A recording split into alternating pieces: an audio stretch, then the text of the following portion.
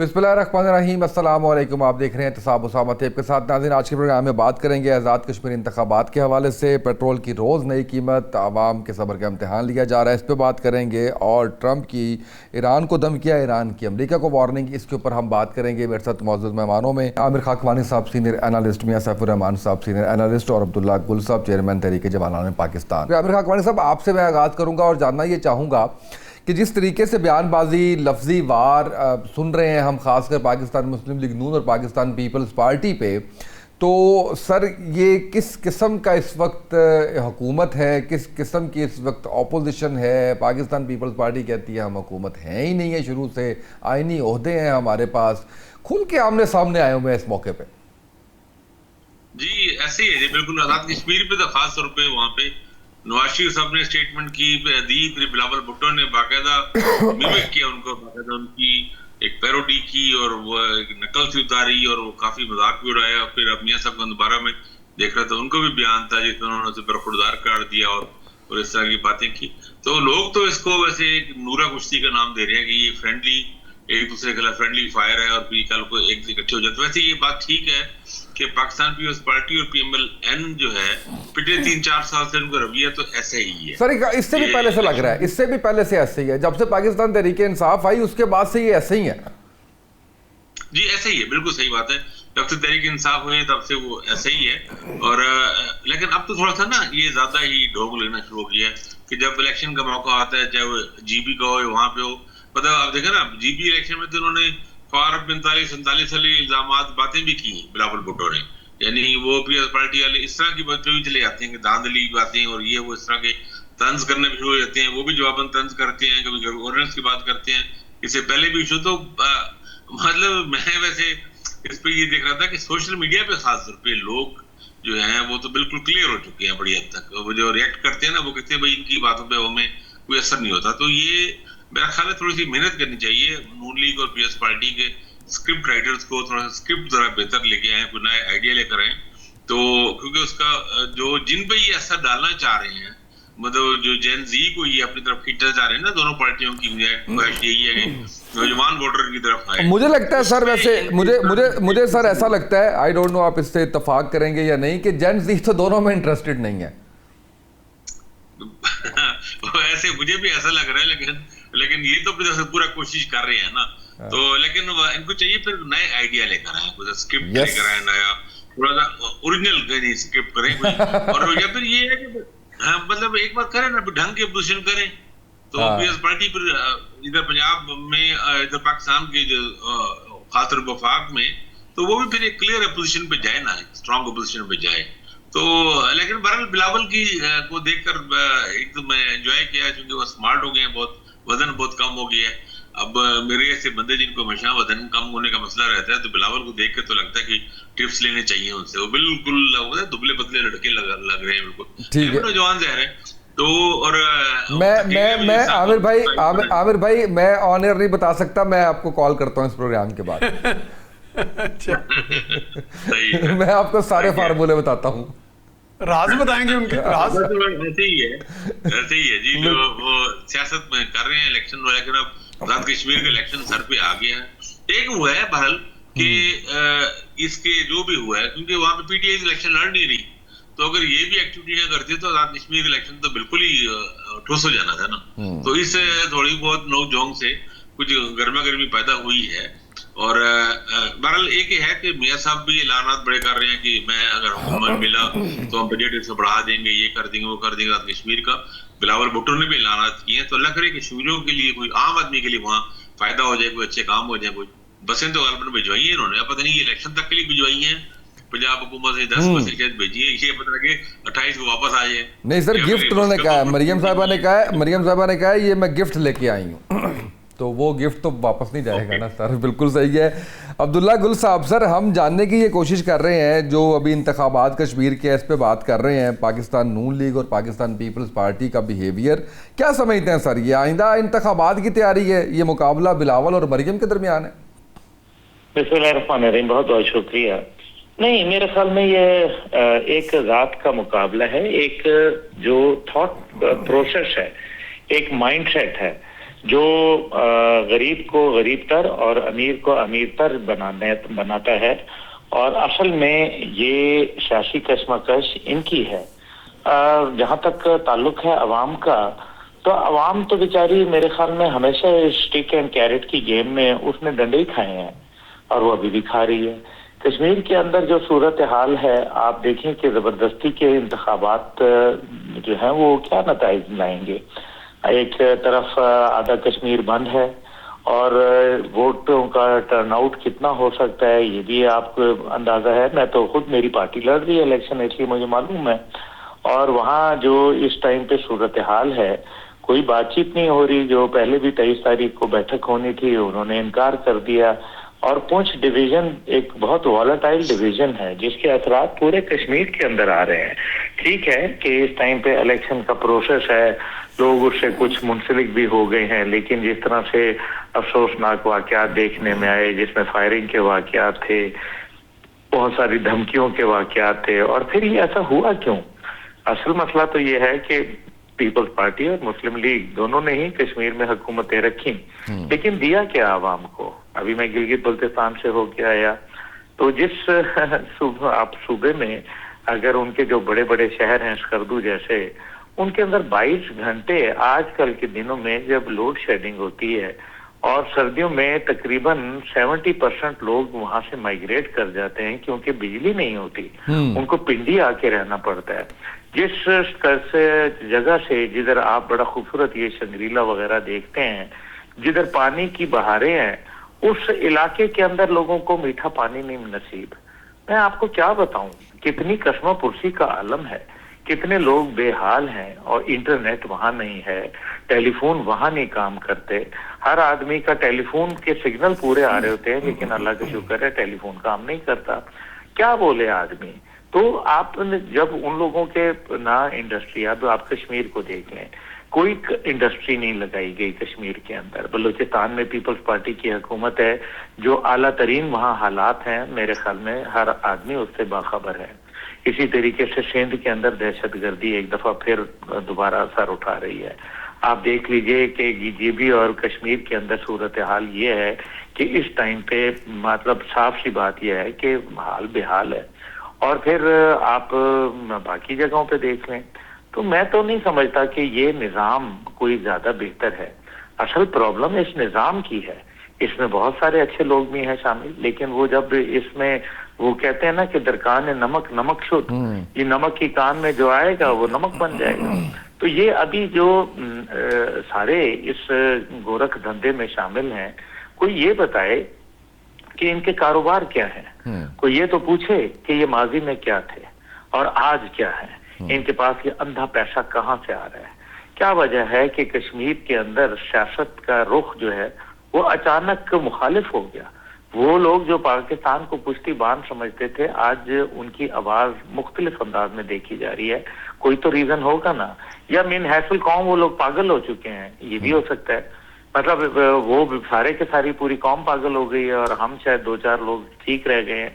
तो मतलब आखिर एक उसमें ठीक है कि उसमें मैं देख रहा हूँ कि भारत का जो एक मौकफ है वो नजर आता है, और बिल्कुल पता है, हमें भी पता है कि भारत इसके अंदर इन्वॉल्व है। लेकिन आप देखें ना, सीधी सी बात यह है कि कितने लोग होंगे। अगर फर्ज करें जैक के अंदर जॉइंट अवामी एक्शन कमेटी के 100 आदमी हैं, तो 100 में से 10% चले वो कह सकते हैं। तो क्या बाकी 90% भी भारतीय एजेंट है? तो वो तो नहीं है। तो वो क्यों बाहर बैठे हुए हैं? क्या वजह है कि आप मुझे बताएं। इंडस्ट्री दी है वहां? नहीं दी। क्या आपने वहां लोगों को जॉब्स दी है? नहीं दी।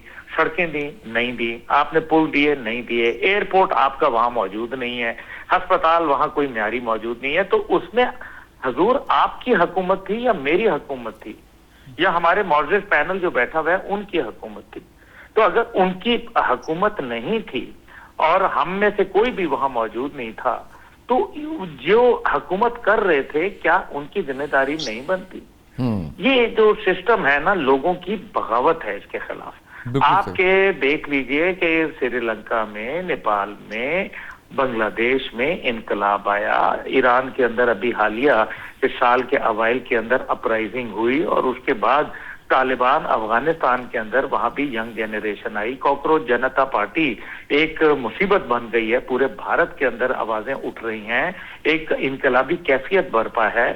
तो क्या आपके पाकिस्तान बच जाएगा जहां परफेक्ट इंग्रेडिएंट्स हैं? यहाँ मतलब खुदा को माने के 8,500 रुपया कमाने वाला हुकूमत कहती है वो गरीब नहीं है, तो हजूर वजीर आजम साहब अपनी तनख्वाह लगा लेना 8,500 रुपया, हाँ ठीक है, वजीर खजाना साहब लगा लें 8,500 रुपया, और उसके अंदर मजे करें जैसे वो लोग मजे कर रहे हैं। बिजली का बिल डबल कर लें सर, 16,000 17,000 कर लें, डबल कर लें, ट्रिपल कर लें, 4 गुना कर लें, 5 गुना कर लें, 10 गुना कर लें। ये वो लोग हैं जो एक वक्त में होटल में बैठ के 1 लाख की कॉफी पी जाते हैं। यस, मैं तो रोजाना जानता हूँ ना, मैं तो देखता हूँ, मैं इसी मतलब इस्लामाबाद में ही रहता हूँ ना, मुझे पता है। देखिए मकसद ये नहीं है, यहाँ क्रिटिसिज्म का मसला नहीं है, मसला ये है कि लोगों का निजाम पर अदम एतमाद है। अगर ये निजाम नहीं तो फिर कौन सा होगा? आप मुझे मैं आपसे दिल से एक बात पूछ रहा हूँ, आप मुझे उसका सही जवाब दीजिएगा, और मैं चाहूंगा कि आप मौजूद पैनल से जरूर पूछिएगा, क्या आप इस टाइम पे पाकिस्तान के अवाम जुडिशरी के ऊपर भरोसा रखती है? जवाब है नफी में। मैं बोलता हूँ, क्या आपका इस टाइम पे निजाम में अदल इंसाफ पे भरोसा है? नफी। क्या कोई पाकिस्तान के अंदर सहाफी ऐसा है जिसको लोग कहते हो कि हाँ ये मजीद निजामी साहब के पाए का आदमी है, ये सैयद सलाउद्दीन शहीद जैसा पाए का आदमी है? तो आपका जवाब है नफी में। आज आपका किसी इदारे पे भरोसा रह गया? जवाब है नफी के अंदर। क्या आपका किसी जो है वो सियासत के ऊपर भरोसा रह गया, किसी पार्टी के ऊपर भरोसा रह गया? जवाब है नफी में। तो हजूर मुझे ये बताइए कि ये परफेक्ट इंग्रेडिएंट्स नहीं है तो और क्या है? जहां जो है वो जजों को कत्ल किया जा रहा हो, जहां रोजाना दहशतगर्दी अरूज पे हो, पिछले 2 साल से आपका इस टाइम पे जो दहशतगर्दी के इंडेक्स के ऊपर आप नंबर 1 है पूरी दुनिया के अंदर। आखिर और भी तो दुनिया के मुमालिक है ना। आप जब तक भारत को भारत की सरजमीन पर जवाब नहीं देंगे, आप तैयार रहें कि वो रोजाना आपके घर में दहशतगर्दी करते रहेंगे और वो नहीं मानेंगे। उन्होंने देख लिया कि $84 बिलियन पहले जंग के 3 दिन के अंदर जो उनको नुकसान हुआ, उसके अंदर $84 बिलियन उनका रॉयटर के मुताबिक उन्होंने खर्च किया, और $300 बिलियन पाक भारत जंग के अंदर पैसे उनका लग गया, और जो बेइज्जती हुई है वो पूरी दुनिया के अंदर अभी तक हो रही है। तो $10 बिलियन अफगानिस्तान को दे के उन्होंने दहशतगर्दों को किराए पे हासिल कर लिए। वो जो अफगान नेशनल आर्मी जो अमेरिका ने और उसके दीगर हवारियों ने वहां ट्रेन की थी, 3.5 लाख फौज, वो अब किराए के कातिल हैं, मर्सनरीज हैं। उनको इस्तेमाल करो, पैसा दो और काम करवाते रहो, कभी खैबर पख्तूनख्वा, कभी टांग के अंदर, कभी बलूचिस्तान में। क्या ये 20 साल नहीं हो गए जी कि हमारे मुल्क में दहशतगर्दी हो रही है?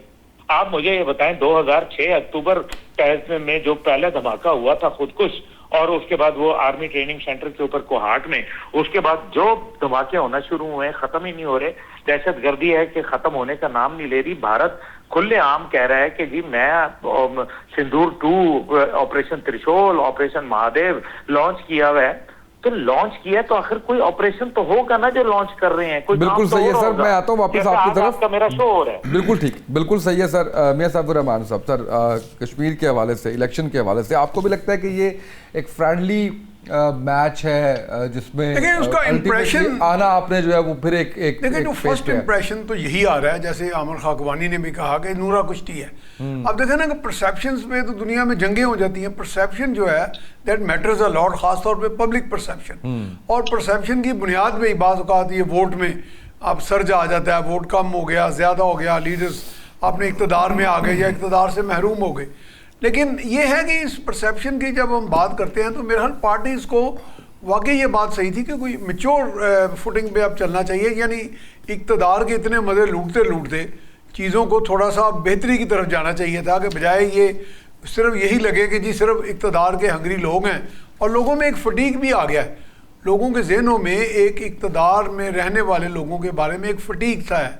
यानी वो मोनोटनी सी है कि जी अब ये लोग जो है, ये छोटी जमात हो, छोटा सूबा हो, बड़ा यूनिट हो, हिसासियत हो, भारत के स्पेसिफिक अगर हिसासियत हो तब भी ये नहीं बख्शते। ये कहते हैं ना किसी शक्ल में मैं वज़ीर आज़म बन जाऊँ, किसी शक्ल में मुझे इक़्तिदार मिल जाए या बाद में को आपस में बंदर बांट कर लें। दरअसल मुझे ये लग रहा है जो सारा इशू है ना बुनियादी तौर पे, जैसा भी मेरे भाइयों ने दोनों ने बात की, वो ये है कि मुल्क को चारों सूबों में भी और जो दीगर हम यूनिट्स में वहाँ भी ये डेमोस्ट्रेशन इफेक्ट, ये बीमारी पाई जा रही है कि ओलिगार्की रूल कर रही है। यानी चंद बाख्तियार लोग, चंद से मुराद है 100 भी हो सकते हैं, 200 भी हो सकते हैं, 500, और चंद मालदार लोग, और ये आपस में गैंग बने हुए हैं, ये gangs, they have ganged up against the public of Pakistan. यानी गैंग्स हैं ये, हम कहते हैं ना जी पॉलिटिकल गैंग्स हैं, इस तरह पावर गैंग्स हैं, और उन गैंग्स ने आपस में यानी आपस में मिली भगत की है, और सफरर कौन है? Common man. और जिस वजह से आप आज तक किसी मंजिल पे पहुंच नहीं पाते। आप कहते हैं कि जी हमारे यानी कि जो डायरेक्ट कनेक्ट है between the rulers and the ruled people, leaders and the led, वो डिसकनेक्ट है। यानी दरमियान में कोई वो सीढ़ी जो है ना वो खींच दी गई है। तो इक़्तिदार में आने के बाद वो गैंगअप हो जाते हैं, और उनमें जिसे हम कहते हैं ना पंजाबी में मजा नहीं पहना होती है, तो पावरफुल लोग दूसरे के साथ कॉम्प्रोमाइज़ कर लेते हैं कि आओ भाई हम मिल बांट के कुछ खा लेते हैं। तो इसमें हम आपस में आप देखें कि पार्टी जो आपस में इख्तलाफ रखती थी, उन सब ने अपने हक में 188% तनख्वाह बढ़वा ली। वो पार्टियां जो बाकायदा तब्दीली की बात करती थी और हुकूमत को तनकीद मुराद के हवाले से करती थी, वो भी मुराद ले गई। और अब अभी तो शुक्र है कि शोर मचा, और सुबह खैबर पख्तूनख्वा में शायद वो रिव्यू कर रहे हैं, वो तो कह रहे थे हमें जज भी बना दिया जाए, जस्टिस ऑफ पीस। यानी एक MPA जो हो खैबर पख्तूनख्वा का, वो जज भी हो, उसके पास उसकी और बीवी के पास पता नहीं फिर 8 क्लाशनकोव या जो प्रोहिबिटेड काफी मुराद और काफी कुछ जो है वो उन्होंने सजेस्ट किया। मैं ये कह रहा हूँ कि यहाँ जब हम मुराद की, इक़्तिदार की, झंडे की पॉलिटिक्स करेंगे, उसमें पब्लिक सर्विस का तो एक मेरा ख्याल हमें वो नज़र नहीं आती इंस्टिंक्टिवली भी। मैं बाज़ का तो खुद हैरान होता हूँ। अभी मैं एक और अभी भाई ने मेरे बात की कि जैसे जुडिशरी की बात है, मेरे साथ 2 लॉयर्स थे, बड़े एमिनेंट लॉयर्स, एक TV प्रोग्राम में लाइव था आपसे थोड़ी देर पहले, तो उन्होंने कहा जी आज़ादी, अदलिया की आज़ादी इंश्योर की जाए। मैंने उन्हें कहा जनाब एक मुख्तसर सी मैं जटवा सी बात करूँगा, अगर आप गुस्सा ना करें।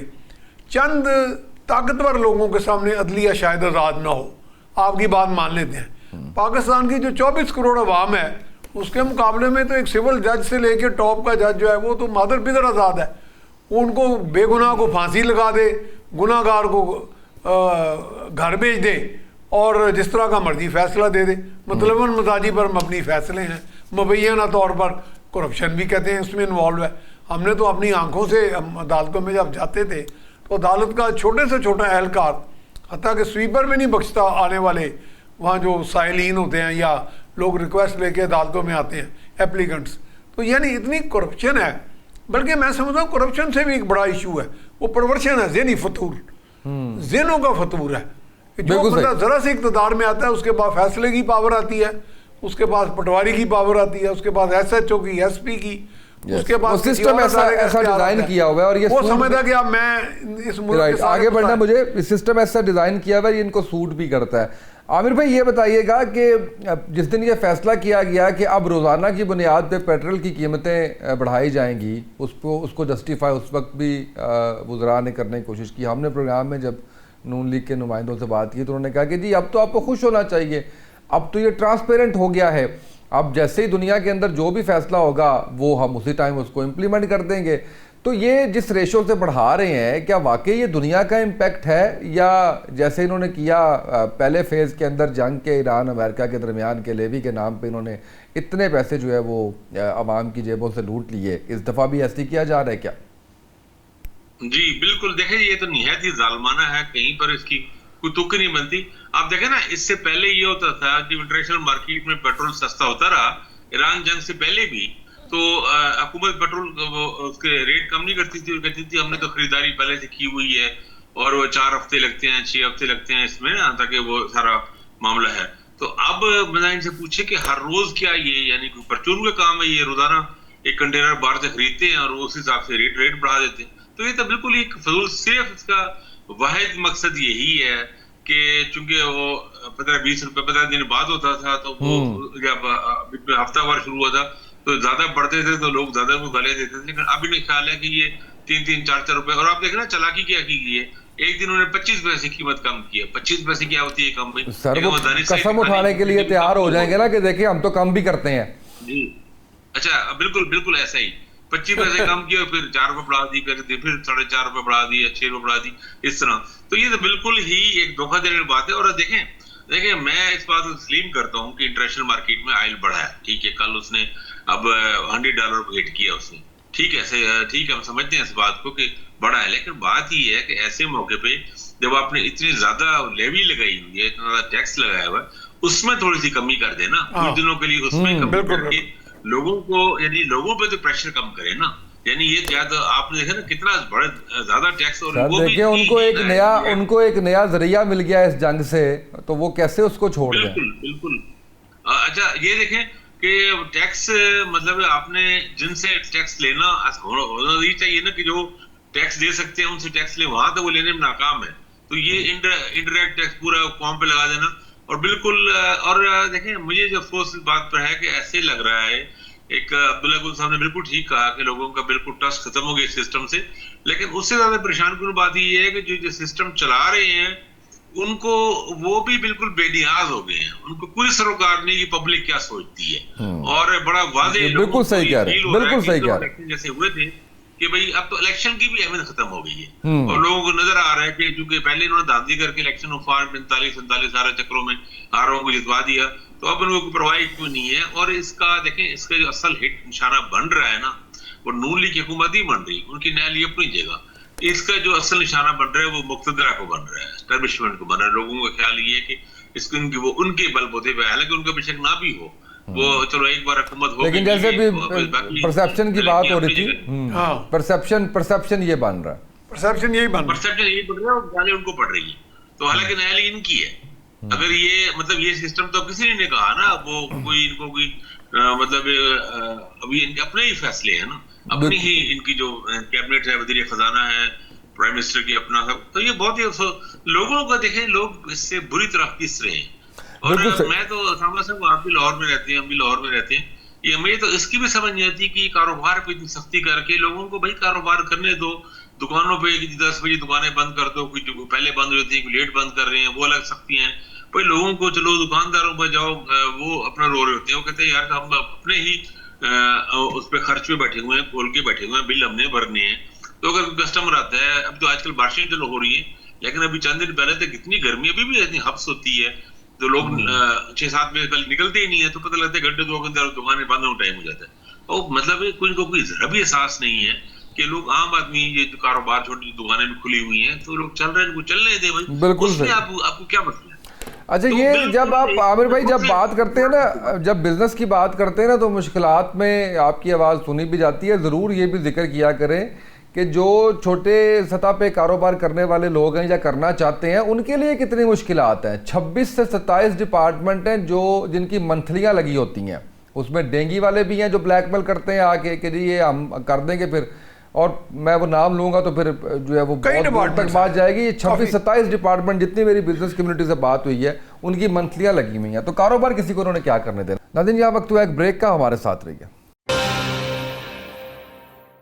वेलकम बैक नाज़रीन, गुफ्तगू सिलसिले को आगे बढ़ाते हैं। अब्दुल्ला गुल साहब, सर ये बताइएगा कि पेट्रोल के ऊपर जिस तरह से इन्होंने रिलीफ देने की बात की थी, फॉर इंस्टेंस हम कहते हैं सर आने वाले दिनों में ये प्राइस में कुछ कमी कर भी देते हैं, कोई 50% कम कर देते हैं बढ़ाया हुआ या किसी भी तरीके से, सर उसका इम्पैक्ट अशियाए खुरोनोश पे, पब्लिक ट्रांसपोर्ट पे, जो चीज़ों की कीमतें बढ़ चुकी होंगे, आप नहीं समझते कि ये एक चैलेंज है हुकूमत के लिए कि इनकी प्राइस कंट्रोल कमेटीज़ या प्राइस कंट्रोल मैकेनिज्म इतना स्ट्रांग नहीं है कि वो जो इम्पैक्ट आया है उसको कम कर दिया जाए? देखिए, हुकूमत के लिए कोई चैलेंज नहीं है। मैं आपको सीधी सी बात बताऊं, यहाँ विल ही नहीं है। There is only one system in Pakistan, that there is no system in Pakistan. यही एक हकीकत है। अगर आप जितनी जल्दी जान जाएं उतना बेहतर है। और ये कहना कि इनकी प्रायोरिटी है, अवाम इनकी प्रायोरिटी नहीं है। इनकी प्रायोरिटी है इनका पैसा, इनकी प्रायोरिटी है इनका मफाद, इनकी प्रायोरिटी, ये तो कट थ्रोट चीजों के ऊपर चलते हैं। सीधी सी बात है। इतने अरसे से आप मुझे बताएं, पाकिस्तान से कम तर मुल्क जिनके भूखे नंगे बुरे हाल, अरब ममालिक का ये आलम था कि अरब ममालिक को खैरात देता था पाकिस्तान जर्मनी को $14 करोड़ कर्जा दे चुका है। और पाकिस्तान, क्या बात थी इस पाकिस्तान की, जब दुनिया जमीन पे बैठी हुई थी पाकिस्तान खला में पहुंच चुका था, पाकिस्तान नोबेल प्राइज ले चुका था, पाकिस्तान दुनिया को हैरत के अंदर डाल चुका था, न्यूक्लियर बनाने वाला पहला इस्लामी मुल्क पाकिस्तान बन गया था, मिनिएचर न्यूक्लियर टेक्नोलॉजी के अंदर दुनिया में 3 बड़े ममालिक में पाकिस्तान का नाम शामिल है।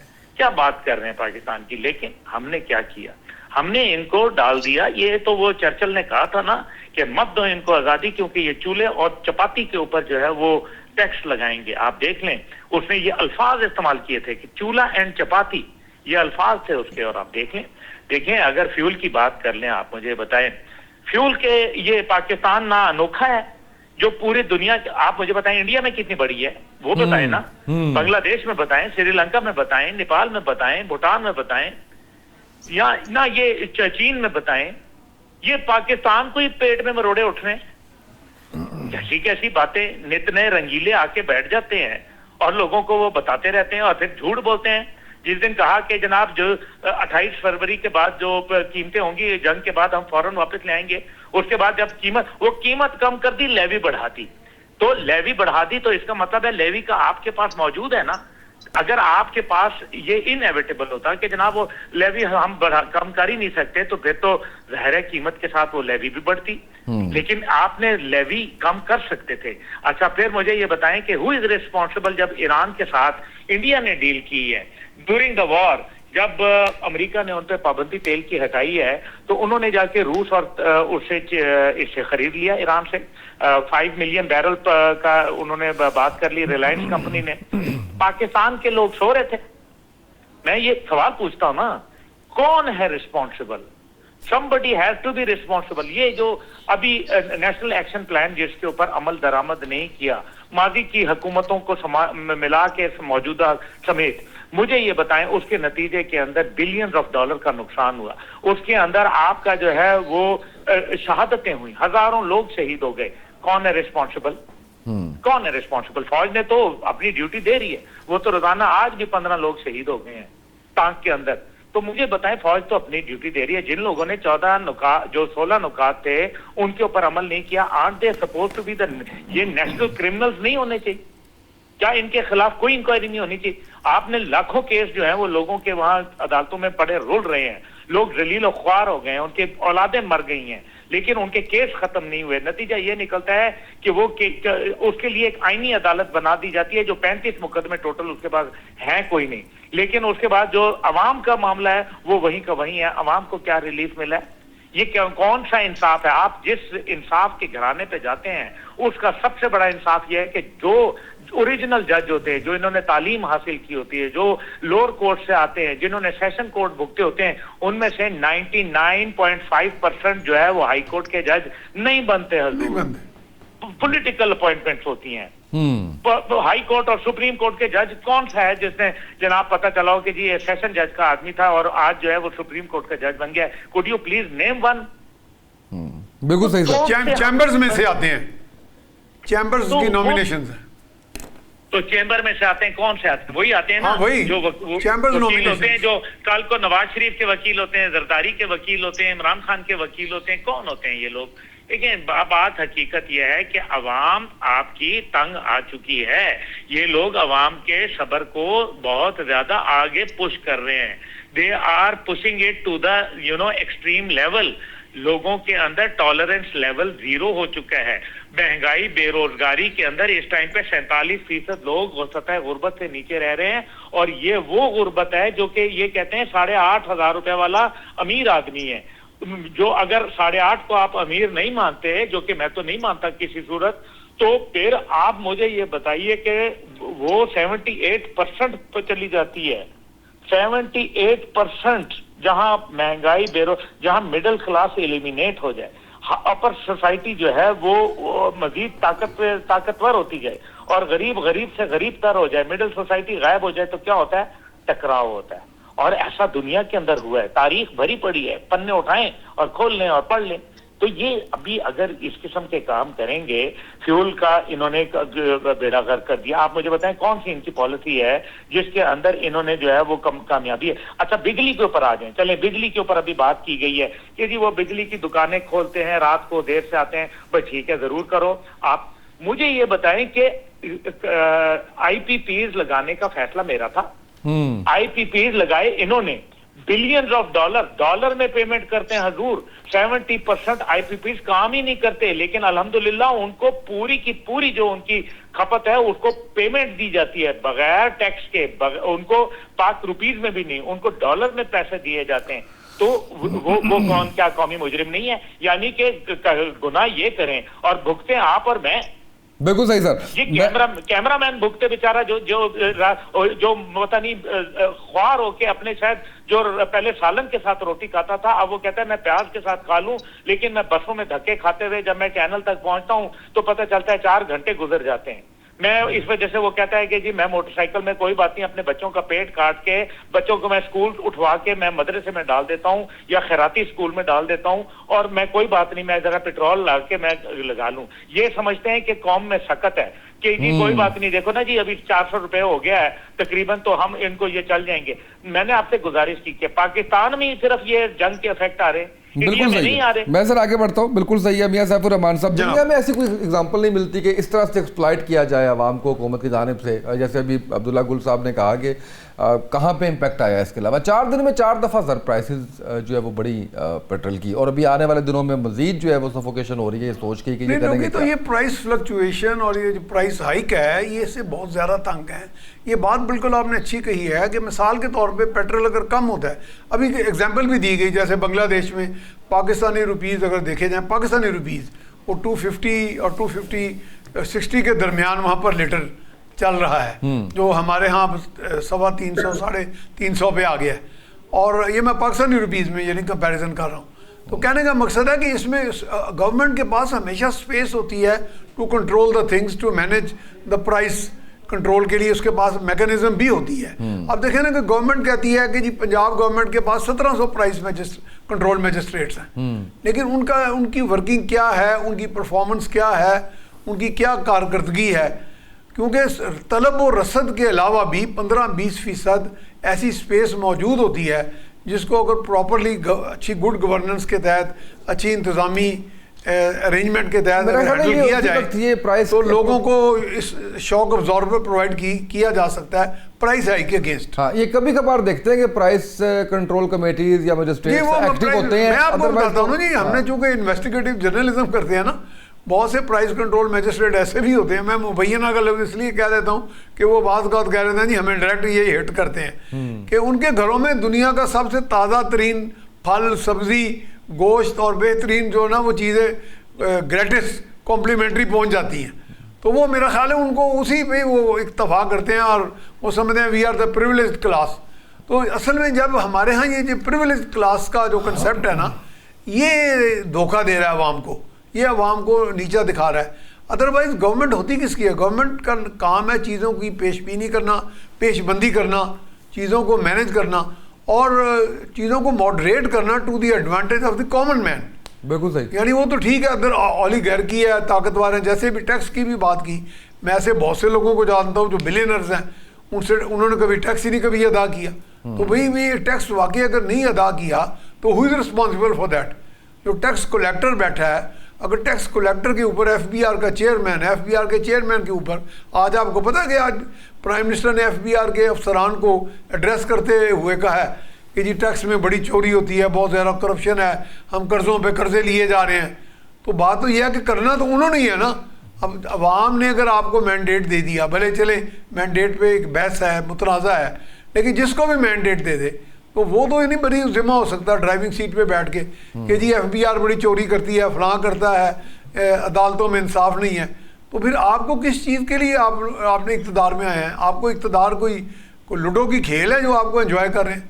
बिल्कुल सही है, जाएंगे इक़्तिदार। बिल्कुल सही है। आमिर खाकवानी साहब, सर मुझे आखिरी टॉपिक पे जाना है। दुनिया के इस वक्त जो हालात हैं, ईरान अमेरिका फिर आमने सामने, शदीद हमले, वार्निंग्स और आप कह लीजिए कि धमकियां इस वक्त जो है वो चल रही हैं। ट्रंप तो एक बड़े हमले की भी जो है वो दोबारा से बात कर चुका है।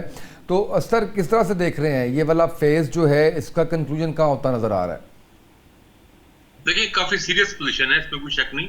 और मुझे खतरा है कि कोई एक वाकया करें ना, अनफॉर्चुनेट ऐसा हो गया जिसमें और आग भड़क उठेगी। खासतौर पे अगर ईरान के आयल के कुओं वगैरह को या उस तरह की रिफाइनरीज को या जो ग्रिड स्टेशन हैं, जो पावर स्टेशन हैं जो बिजली वाले, वो उनको अगर निशाना अगर ज्यादा कोई बड़ा नुकसान हुआ तो क्योंकि ईरान बिल्कुल इस वक्त सुसाइडल मूड में है। यानी वो बिल्कुल क्लियर भी कर चुका है बार बार कि अगर ईरान नहीं तो फिर खलीज में कोई भी तेल नहीं बेच सकेगा। इसका मकसद बड़ा वाज़ेह है, क्लियर है।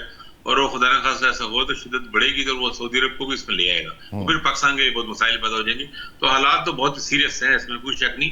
लेकिन डीएस्केलेट करने की कोशिशें भी हो रही है। हमने देखा आज जो अभी चल रहा था प्रेसिडेंट ट्रंप का, उन्होंने रूस और चीन को भी वार्निंग किया कि ट्रंप ने कि ये ईरान को अस्ताना दें और अस्ताना करें। तो मामला तो बिल्कुल खड़े हैं इस तरह। मुझे वैसे लग ये रहा है कि दोबारा आएंगे मामला, ये दोबारा टेबल पर आएगा। यानी उस तरह के मुज़ाकरात से पूरा अमल दोबारा शायद शुरू ना हो, लेकिन एक फिर जंग बंदी की तरफ जाएगा। और लेकिन अभी इस वक्त लग रहा है दोनों तरफ यानी ईरान भी इसमें शामिल है। ईरान ही बार कोशिश यही कर रहा है कि अपनी अथॉरिटी और अपनी, वो असल में ना, मैं तो ये शुरू से मेरा ये ख्याल है, जब से MOU साइन हुआ कि दोनों फरीक अपने आप को एक फातेह बनाने के जो तासुर दे रहे हैं अपने खास लोकल कंजप्शन के लिए, वो सबसे बड़ा मसला बना हुआ है। ईरानी भी बिल्कुल कोई मामूली से भी थोड़ी सी बर्दाश्त से या गुजारा, जैसे कहते हैं गुजारा करें, थोड़ा सा आगे बढ़ाए, वो भी उस मूड में नहीं है। वहां भी जो पासदारान हैं, उनके जो हार्ड लाइनर्स हैं, वो बड़े इस बारे में एग्रेसिव हो पड़े इस वक्त। और अमेरिका के अंदर भी तो आपको जानते ही हैं, रिपब्लिकन्स में जो स्ट्रॉन्ग लॉबी है वो, और प्रो इसराइल लॉबी तो पूरी तरह से सबोदाज करना चाहती है। हालांकि ईरान को बहरहाल इस मामले को इसलिए आगे लेके जाना चाहिए कि सबसे ज्यादा बेनिफिशियरी वही है।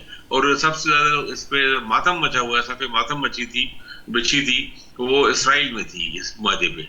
तो यानी इनके ईरान की हक में था। अभी भी ये चीजें किसी तरह कोई दरमियाना कोई रास्ता निकले तो अल्लाह करे बेहतरी हो जाए, क्योंकि अब हौसी भी इन्वॉल्व हो गए हैं, तो ये ज्यादा शदीद, ज्यादा वसी फैल सकती है, वसी पैमाने भी जा सकती है। और पाकिस्तान को इस वक्त सबसे ज्यादा खतरा है मेरे ख्याल में लपेट में आने का। बिल्कुल आप तो समझे, बस पाकिस्तान बिल्कुल एज पे ही खड़ा है। और क्योंकि सऊदी अरब को इन्वॉल्व होने का मकसद ये है कि पाकिस्तान को शामिल होना पड़ेगा, लामती तौर पर सही, कुछ ना कुछ इनको भी हमें भी जाके हौसलों पे अटैक करना पड़ेगा, कार्रवाई करनी पड़ेगी। अल्लाह ना करे ऐसा हो। तो चीजें बहुत खतरनाक हैं। और साथ साथ वैसे कोशिशें भी जारी हैं, इस वक्त भी कोशिशें पूरी जारी हैं, आज के दिन भी इसी में लगा हुआ है। बिहाइंड द सीन्स पूरी कोशिश हो रही है कि इस तरह डीएस्केलेट हो। लेकिन वही मसला है कि अब अमेरिकन भी और दोनों तरफ ये भी तासुर नहीं देना चाहते ना कि जी हम कमजोर हैं और हम घबरा गए हैं। ईरान की वजह से अपनी कैलकुलेशन ये उनको लग रहा है कि अमेरिकन इसको लंबा नहीं कर सकते, क्योंकि उनके अपने मिड टर्म मसाइल और बहुत सारे मसाइल हैं। फिर इंटरनेशनली पूरी दुनिया में हर जगह ऑयल की स्ट्रेटेजिक ज़खायर में बहुत कमी हुई है ये जो पिछले 3-4 महीने की जंग में। तो उनको लग रहा है अपनी कैलकुलेशन। लेकिन वो बात यही है कि वो भी सुपर पावर है। अमेरिकन मुसीबत है कि जितना मर्जी वो दलील हो जाए, जितना मर्जी शिकस्त खा जाए, वो तासुर अपना एक फतह का ही देंगे। सुपर पावर के अपने बहुत सारा, उसका ईगो इतनी बड़ी होती है कि इतना आसानी से वो पीछे हटना आसान नहीं होता उनके लिए। तो कोई पाकिस्तान भी सब चीजें अभी सलसी का अमल में पाकिस्तान दोबारा कोशिश कर रहा होगा। लेकिन मसला ये है कि फिर ईरानियों को भी कुछ थोड़ा सा इसमें देखना पालना चाहिए। तो अल्लाह करे, लेट्स होप कि चीजें रुक जाएं। लेकिन बहुत खतरनाक पोजीशन खड़ी, बिल्कुल अब ऐसे खड़ा है कि यहाँ एक बहुत बड़ी आग भड़क सकती है। बिल्कुल एक अलाव है नीचे, वो जहाँ पे हम उसके ऊपर ही खड़े हैं बिल्कुल। और एक कदम भी किसी के गलत हुआ तो वो फिर समझे सबको ये तबाह हो सकता है। बिल्कुल सही, बिल्कुल सही। अब्दुल्ला गुल साहब, आप देख रहे हैं चैलेंजेस पाकिस्तान के लिए आने वाले वक्त में अगर सऊदीया इस जंग से मुतासिर होता है तो? देखिए, सऊदी अरब के साथ हमारा दिफाई और स्ट्रेटेजिक शराकतदारी का जो मुआहदा है, उसके अभी कंडीशनैलिटीज हमारे सामने नहीं आई। इस वजह से हम अभी इसे कैसे कह सकते हैं कि जी हमारा उनके साथ क्या है, क्योंकि इस दौरान में पाकिस्तान अफगानिस्तान जंग भी हुई और गालिबन इंडिया पाकिस्तान भी मामला हुआ। तो फिर भी तो सऊदी अरब का उस टाइम पे क्या किरदार था? मकसद ये है कि ये तो डिपेंड करता है ना कि हमारा उनके साथ मुआहदा किन शराइत पर तय हुआ है। क्या हमने बढ़कर हमला करना है, क्या उनका दिफा करना है, क्या हरमैन का दिफा करना है, तो हरमैन के दिफा के लिए तो मेरे ख्याल में कोई मुआहदा हो ना हो, हम वैसे ही वो तो आप और मैं भी तैयार हैं हरमैन के दिफा के लिए। लेकिन जहां तक ताल्लुक है, असल में खतरा क्या सऊदी अरब को ईरान से है? तो मेरा तो ख्याल है कि सऊदी अरब को तो खतरा जो है वो अमेरिका और इसराइल से है। और अगर ये ना होता तो आप मुझे बताएं पाकिस्तान के साथ दिफाई मुआहदा क्यों होता? क्योंकि अगर इसराइल से खतरा है, जो कि अलल ऐलान कहता है कि मदीना मुनव्वरा का इलाका भी उसके ग्रेटर इसराइल का हिस्सा है, जो उसने अभी हालिया नक्शा जारी किया है, तो उससे तो वजाहत से नजर आता है कि किस तरीके से वो उनके अज़ाइम हैं। और यही वजह है कि अमेरिका के जितना भी जहाज मौजूद हैं वहाँ, या जितना भी असला है, वो तो in case of war with Israel खुदा न खास्ता वो तो आपको पता है उनके सोर्स कोड बंद कर दिए जाएंगे, जहाज तो नाकारा हो जाएंगे। इसी वजह से तो पाकिस्तान के साथ मुआहदा किया गया है। तो असली खतरा तो रियासत जो नाजायज रियासत इसराइल की है उससे है। दूसरी जानिब जो है वो ईरान का, मेरे ख्याल में ईरान शुड अंडरस्टैंड दैट पूरी दुनिया को इल्म है कि वो मॉरली और स्ट्रेटेजिकली और पॉलिटिकली और डिप्लोमेटिकली और मिलिटरली वो जीत चुके हैं। लेकिन अब दोबारा ये जंग का शुरू करना, देखें ये जंग में एक स्ट्रेटेजिक पॉज आया था, आपको याद होगा मैंने आपके साथ ये बात कही थी। और स्ट्रेटेजिक पॉज का मतलब यही था कि अपने आप को रीइंफोर्स करना, रियासत इसराइल को खुश करना, अपने मुल्क के अंदर अमेरिका ये बताना चाहता है कि देखो जी जंग तो जारी है, हार और जीत तो फैसला ही नहीं हुआ, तो ताकि उनको इलेक्शन में वोट मिले। अमेरिका का जो बदमस्त हाथी है उसने दुनिया के अंदर तबाही मचा दी है। उसने ना अपने हवारियों को छोड़ा है, ना अपने मुखालफिन को छोड़ा है। अमेरिका के सामने ईरान ने कम से कम उसकी मिथ ब्रेक कर दी है। ईरान ने ये बता दिया है कि दो न्यूक्लियर कंट्रीज मिलकर एक नॉन न्यूक्लियर कंट्री का कुछ नहीं बिगाड़ पाई। क्या होगा? ज्यादा से ज्यादा जंग तवील हो जाएगी, जंग चले तवील कर लें। जंग तवील होगी तो क्या अफगानिस्तान में जंग तवील करके अमेरिका जीत गया था? क्या वियतनाम में और लाओस के अंदर जंग तवील होके क्या अमेरिका जीत गया था? तो विकिपीडिया मेरे ख्याल में वाज़ाहत से बताता है कि ये जंगें वो हार गए थे। तो यहाँ जंग अगर इन्होंने तवील की तो याद रखें कि खित्ते के अंदर तमाम जिहादी कुव्वतें, तमाम एक्सट्रीम एलिमेंट्स, तमाम जो ऐसे आज़ाद ग्रुप IS और दीगर जो ऐसी दहशतगर्द तंजीमें हैं, अलकायदा वगैरह, ये तमाम इकट्ठी हो जाएंगी और फिर ये अपना एक नया पेंडोरा बॉक्स खुल जाएगा। फिर वो ना अरब बचेगा ना अजम बचेगा। और ये इन्होंने जब दोबारा हमला किया, they made sure Israel, India, America और अफगानिस्तान, ये चार अलिफ इकट्ठे हैं। इन्होंने ये फैसला करके आए हैं कि पाकिस्तान के अंदर दहशतगर्दी पहुंचानी है। आप जरा किससे जोड़ें, जरा कड़ियां जोड़ें, पता चलेगा। अमेरिका अफगानिस्तान आता है, अमेरिका अपना असला $7.25 बिलियन का दानिस्ता तौर पर छोड़ के जाता है। उसके बाद वही अमेरिका उनको $40 मिलियन हफ्तावार अदा करता है। उसके बाद उसी अफगानिस्तान के साथ भारत मोहब्बत की पींगे बढ़ाता है, उनके साथ मुआहदात करता है, उनके साथ बकायदा वहां इन्वेस्टमेंट शुरू करता है, $4.2 बिलियन की इन्वेस्टमेंट्स करता है। और फिर उसके बाद हम देखते हैं कि किस तरीके से ईरान के ऊपर हमला किया जाता है। इजराइल जो है वो खुलेआम बोलता है कि मुझे रियासत पाकिस्तान का न्यूक्लियर बम किसी सूरत नहीं बनने दूंगा।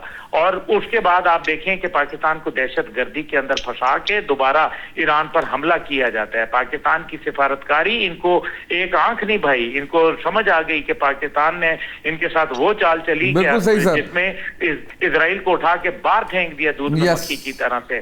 तो ये वो तमाम चीजें हैं जिसके ऊपर मैं समझता हूं कि वॉर तवील हुई तो नुकसान सिर्फ अरब दुनिया का होगा और अमेरिका को तो इसका खमियाजा ऑलरेडी भुगतना शुरू हो चुका है। अमेरिका अब दुनिया की वाहिद super power. Right sir, closing से पहले सर मुझे आगे बढ़ना है जी, मियां साहब लास्ट कमेंट जी। देखो, वॉर मींस डिस्ट्रक्शन। जंग जहां भी होगी वो तबाही होगी। तबाही भले ईरान में हो जाए, अरब दुनिया में हो जाए, या कि इसराइल की हो जाए, या जहां भी हो जाए, इंसानियत के अंदर ये तबाही का ही पैगाम लेके आती है। तो इसलिए ये जो जिंगुइस्टिक माइंडसेट है, सुपर पावर माइंडसेट, ये फतेह और शिकस्त की जो जंग है और ईगोस की हेजेमनी की जंग, ये दुनिया को तबाही के दहाने पर ही लेके जा रही है। आग जहाँ जलेगी, जहाँ अलाव होगा, वहाँ हाथ भी जलेंगे। तो मेरे ख्याल इसमें शायद दुनिया में एक रियलाइजेशन पाई जा रही है कि इसको डी एस्केलेशन की तरफ ले जाया जाए। और मुमकिन है कि ये रियलाइजेशन जो है ये प्रिवेल करे और एक वक्ती तौर पे कोई सीज फायर हो जाए। बिल्कुल सही है अदरवाइज सर, ये closing पे तो जाना है मुकम्मल मुझे। तबाही है, बिल्कुल सही है। इसमें ना तो ईरान फातेह होगा ना कोई और होगा। ये फतेह अगर फतेह लेके भी अगर 1 करोड़ बंदा उधर मारा जाता है, 10 लाख उधर मारे जाते हैं या मारते हैं या इंफ्रास्ट्रक्चर तबाह हो जाता है, तो बिल्कुल ये सही किस है तरह की सर। फतेह? बहुत शुक्रिया मैं सफर रहमान साहब आपका, आमिर खान अकबानी साहब आपका शुक्रिया, अब्दुल्ला गुल साहब आपका शुक्रिया। आज के प्रोग्राम से इतना ही, इजाज़त दीजिए, अल्लाह हाफिज़।